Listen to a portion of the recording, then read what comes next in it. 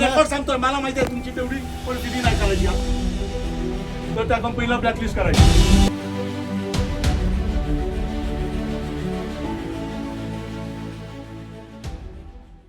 आपत्तीपासून संरक्षण म्हणून लीना पॉवरटेक कंपनीकडे एक प्रकल्प सोपवण्यात आला. तो प्रकल्प होता भूमिगत वीज वाहिनीचा.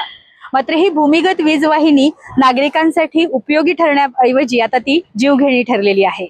गेली 4 वर्ष मीरा गावामध्ये प्रायोगिक तत्वावर हा प्रकल्प राबवण्यात आला. मात्र गेली 4 वर्ष मीरावासीय या वीज वाहिनी प्रकल्पामुळे जीव मुठीत घेऊन वावरत आहेत. कधी MSCB कडे, कधी पालकमंत्र्यांकडे, तर कधी पूर्ण जिल्हा प्रशासनाकडे त्यांनी आपली मागणी केलेली आहे की या वीज वाहिनीचं मेंटेनन्स नक्की कोण करणार.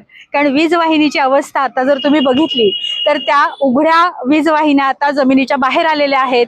जे रेड बॉक्स आहेत ते उघडे पडलेले आहेत आणि त्याला चिकटून 2 गुरं सुद्धा दगावलेली असल्याचं मीरावासियांकडून सांगण्यात आलं. अशा बातम्याही आम्ही कव्हर केल्या. आता या वीज वाहिनीला चिकटून माणूसहानी होण्याची वाट प्रशासन बघत आहे का, असा सवाल मीरावासीय करतायत. आज मीरावासीय प्रचंड मोर्चा घेऊन MSCBच्या दारात उभी आहे.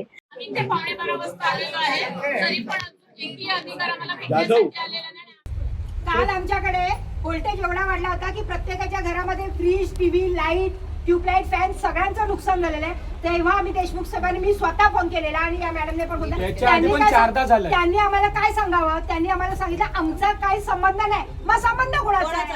तुम्हाला आम्ही सगळं लेखी वगैरे देऊ, तिकडे मीटिंग मध्ये सगळ्या गोष्टी ठरेल, त्याच्यात काही वाद नाही. जर तुम्हाला त्या कंपनीचं काम निकृष्ट दर्जाचं आणि अपूर्ण आढळलं तर त्या कंपनीला ब्लॅकलिस्ट करायची. काय रे, बरोबर आहे ना?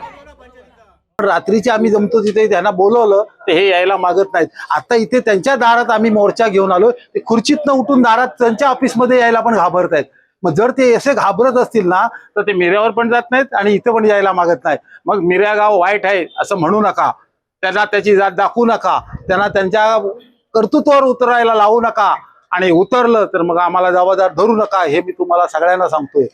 2 गोष्टी आहेत, 2 त्याच्यामधल्या स्कीम होत्या. एक अगोदरची स्कीम होती आणि एक नंतरची स्कीम आहे. ऍक्च्युअली कोणत्या स्कीम मधले, अगोदरच्या स्कीम मधले का नंतरच्या स्कीम मधले आहेत ते आम्ही बघतो आणि त्या पद्धतीनं मग हे जे आहे ते 2023ला माझ्या मते हे काम झालेलं आहे आणि त्या लीना पॉवरटेकनं हे क्लोजर केलेलं आहे. म्हणजे काम पूर्ण 2023लाच झालेलं आहे आणि तेव्हापासूनचे हे तुमचे प्रॉब्लेम दिसत आहेत.